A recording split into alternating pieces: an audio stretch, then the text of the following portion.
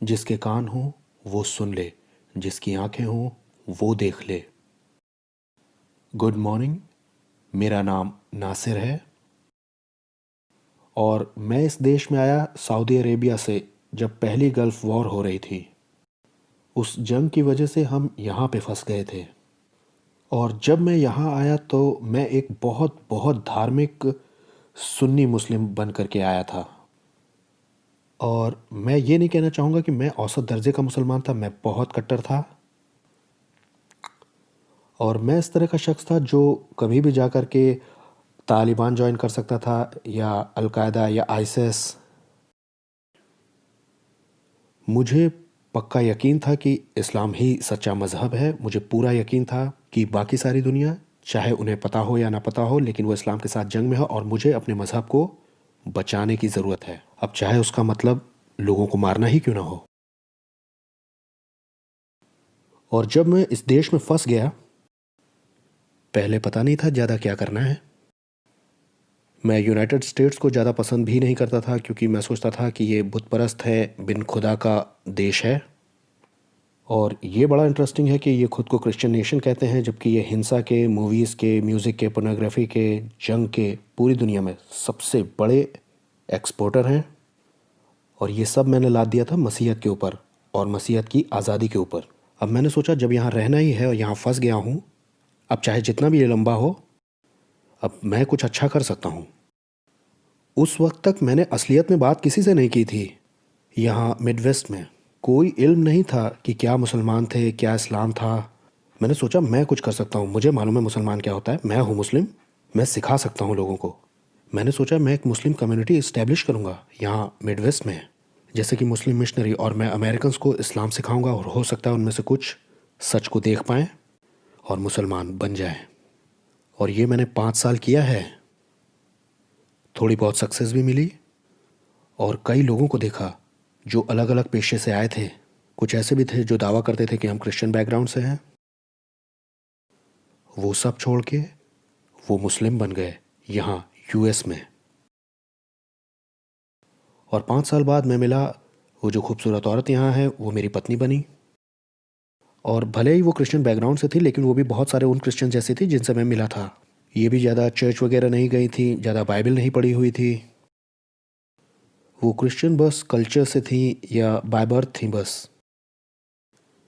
तो जब इन्होंने मुझसे शादी की, इन्हें अचानक एक बहुत अहम फ़ैसला लेना था।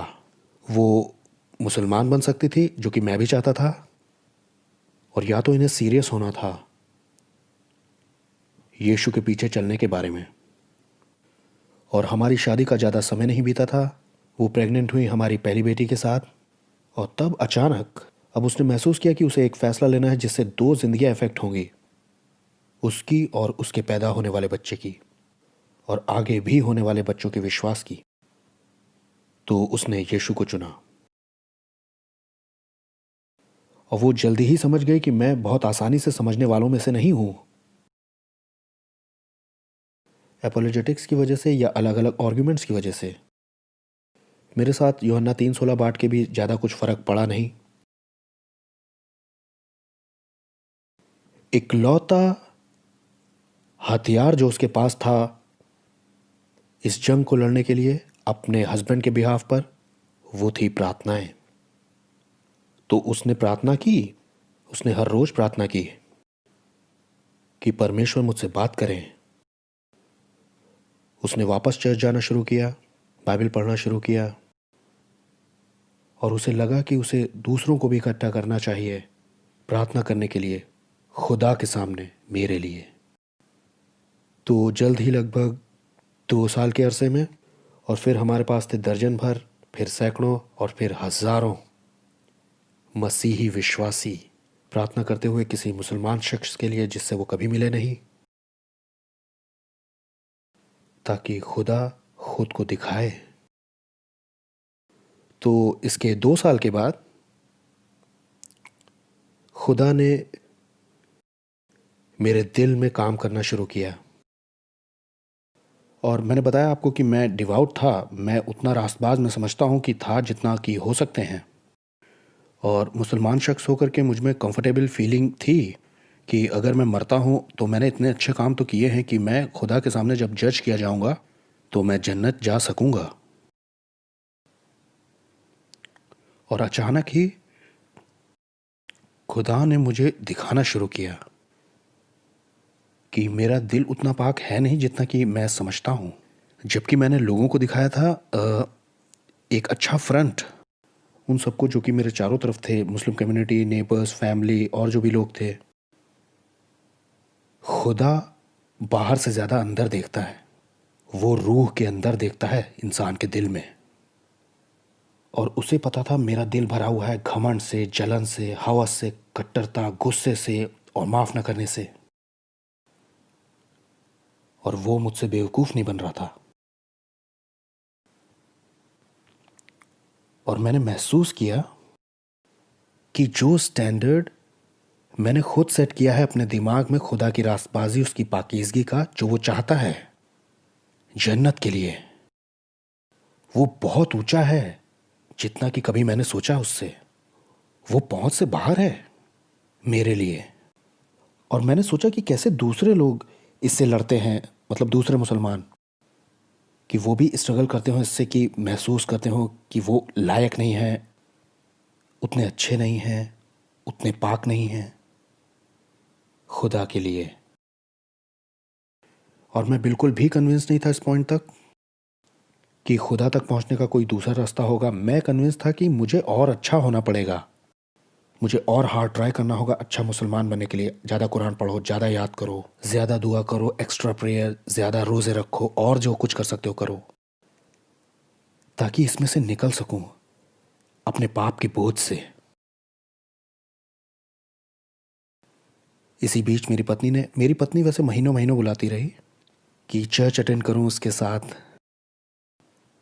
तो मैंने चर्च जाना शुरू कर दिया और मैं घबराया नहीं चर्च की सर्विस से। मेरे इर्द गिर्द क्रिश्चियंस रह चुके थे जो कहते थे कि हम क्रिश्चियंस हैं और बाद में मुस्लिम बन गए थे। मेरा सामना बाइबल से अनगिनत बार हो चुका था।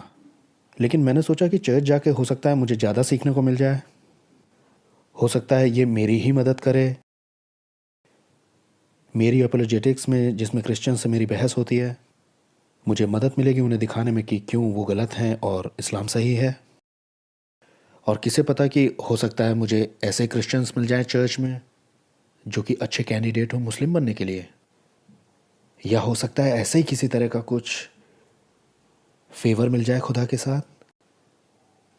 तो मैं चर्च में बैठा हूँ संडे मॉर्निंग्स में, मुझे लगता है शायद 6 से 8 हफ्ते इस प्रोसेस में।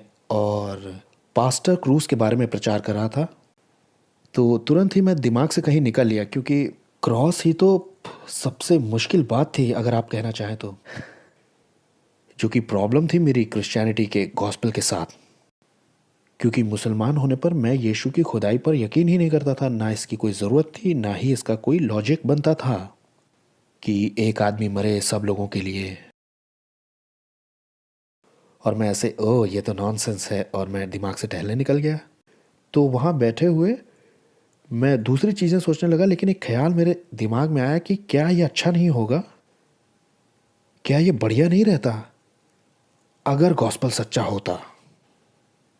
क्या ये वही समस्या नहीं बता रहा जिससे तुम अभी गुजर रहे हो, उसी समस्या से जिससे तुम स्ट्रगल कर रहे हो अभी इस वक्त अपने दिल में। मैंने सोचा हाँ लग तो रहा है, मुझे वैसे सारे कारण पता थे कि ये सच क्यों नहीं है। और मैंने सोचा मेरा मतलब है कैसे मैं एक्सेप्ट कर सकता हूँ, मैं कभी कैसे यकीन कर सकता हूँ कि खुदा जो कि हर एक चीज़ से बड़ा है, जिसने सब कुछ बनाया है, जो लिमिटलेस है, लिटरली जो लिमिटलेस है, वो हलीम होकर खुद को जलील होने देगा, इंसान के रूप में आकर के, बच्चा बन करके पैदा हो। ये कितना वाहियात है। और यहां तक कि एक कदम आगे बढ़कर के भी सोचा कि मेरा खुदा जो कि इतना पाक है, जिसका जलाल हमारी पहुंच से बहुत ऊपर है, वो इजाजत देगा कि उसका मजाक उड़ाया जाए, उस पे थूका जाए, बेरहमी से टॉर्चर किया जाए और फिर नंगा करके क्रूस पे ठोक दिया जाए।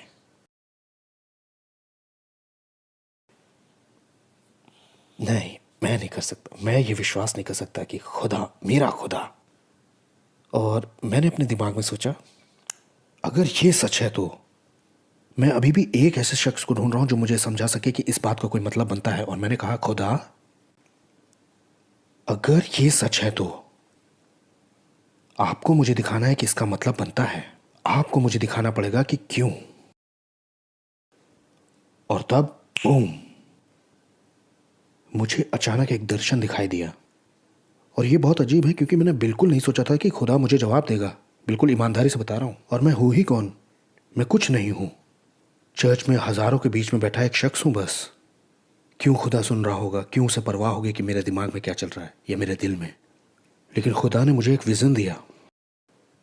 और अचानक वो कुर्सियां, वो पास्टर सब चले गए। सारी आवाजें चली गईं।